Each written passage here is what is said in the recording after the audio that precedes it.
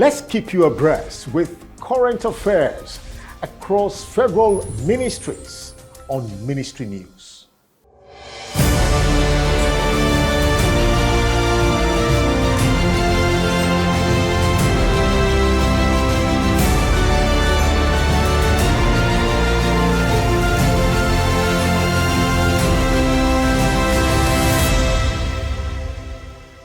The federal government has expressed its determination to reposition the Onne port to maximize its huge potentials in export and import trades. The Minister of Transportation, Muazu Jaji Sambo, made a disclosure this week at Onne, Rivers State, as part of a 3-day fact-finding tour to ascertain why the port is not performing at maximum capacity. On the issue of the dilapidated access road to the Onne port, the minister assured that Sukuk 4 will take care of that, adding that it would liaise with its counterpart in the Ministry of Works and Housing to see how it can be fast-tracked. Other facilities visited by the minister were Integrated Logistics Services Terminal, International Container Terminal, Onne Multipurpose Terminal, and Brawal. There's a potential here with generating a lot of jobs for our youths.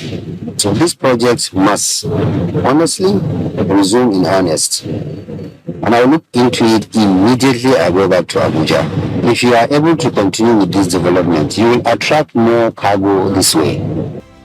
The Minister of Transportation, Muazu Sambo, has expressed optimism that within the next 90 days, the ministry will secure a facility for the takeoff of the Regional Maritime Development Bank. He stated this Wednesday while playing host to the Secretary General, Maritime Organization of West and Central Africa, MOCA, Dr. Paul Adaluku, who was in his office on a courtesy visit. Sambo noted that efforts made to acquire accommodation through the CBN are yet to yield expected outcome, promising to seek the help of the Attorney General of the Federation to see if one of the forfeited properties can be allocated to the bank.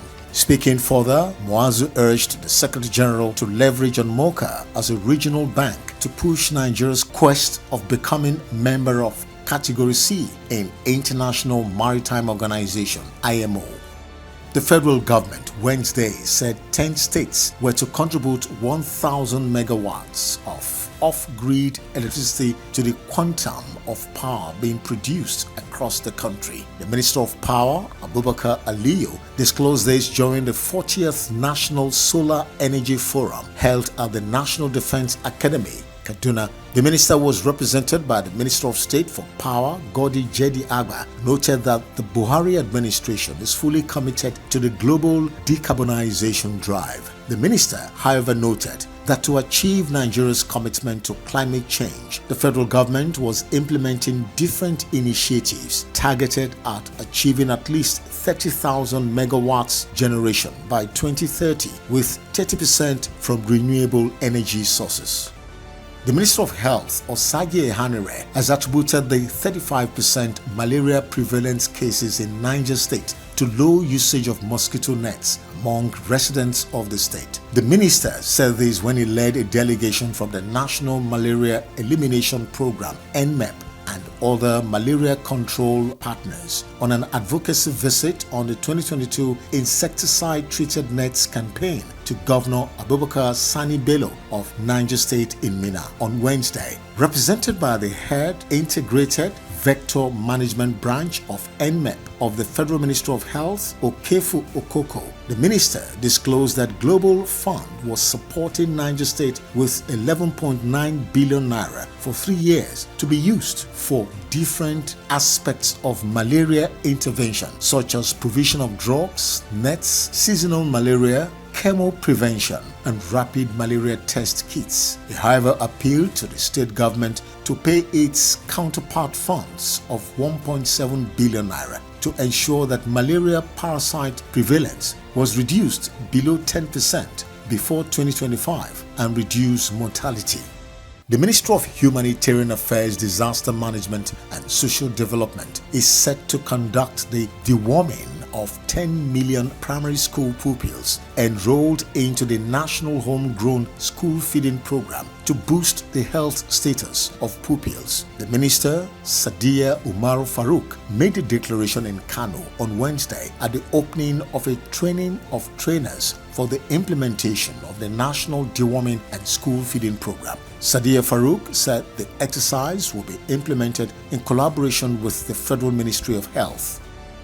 The Minister of Police Affairs, Dr. Mohammed Dingyadi, Thursday inaugurated a committee to set up the legal framework for the Nigeria Police Force institutions in the country. The minister pointed out that the government initiated the idea of legalizing the existence of the training institutions to enable them to be relevant, active and functional, as well as enjoy better funding. Dingyadi reiterated the commitment of government to reform the Nigerian police force and hoped that the committee will key into the aspiration and ensure it becomes a reality. He assured the committee of the federal government's cooperation and support to enable them discharge their duty and urged the committee to pay special attention to the checklist from the Ministry of Justice to enable them to come out with a good framework that will guide the running of the institutions. The federal government on Thursday presented certificates of registration and sales permit to authorized fertilizer dealers in Nigeria. The Permanent Secretary, Federal Ministry of Agriculture and Rural Development, Ernest Umakihi, who presented the certificates and sales permits to the fertilizers operators in Abuja, said the government had trained and deployed fertilizer and agricultural pesticides quality control inspectors to the 36 states of the Federation and the FCT. He said the inspectors were currently working with relevant security agencies to ensure compliance with the provisions of stipulated regulations in order to protect farmers and industries in the country. The federal government, through a team from the Federal Ministry of Finance, Budget and National Planning, led by the Permanent Secretary, Mrs. Suzette Taylor Lishi, paid a courtesy call on the Nasarawa State Governor, Engineer Abdullahi Sule, to inspect the Lafia Cargo Airport in Nasarawa State ahead of the final takeover of the facility. The airport, which is part of strategies to increase the investment potentials and opportunities of the state, was intended to ease cargo traffic at the Nnamdi Azikiwe International Airport in Nigeria's capital city, Abuja. And finally, on Ministry News, the Minister of Youth and Sports Development, Mr. Sunday Dari, has said the federal government will grant the Nigeria Golf Federation, NGF, some of the funds due to it to enable it support the game of golf in the country. The minister gave the assurance Thursday in his address to the captains of 70 golf clubs and other stakeholders from across the country at the first Nigeria Golf Federation Summit in Abuja. Mr. Dari also urged the NGF board, led by Otumba Olusegun Ransewe, to resuscitate the Nigeria Golf Open Championship last held in 1999. Greatest excitement will come from how you find, you nurture and develop young golfers. The young golfer you saw there, she was introduced to me as Minister of Youth and Sports. We gave her our best wishes. We followed her as she traveled across the world, and especially in the US. We got the president interested in our exploits. You recall the president congratulated her. The radar is on you, and it speaks to the power of golf. Find young golfers that are talented, bring them to us at the ministry. We will support them.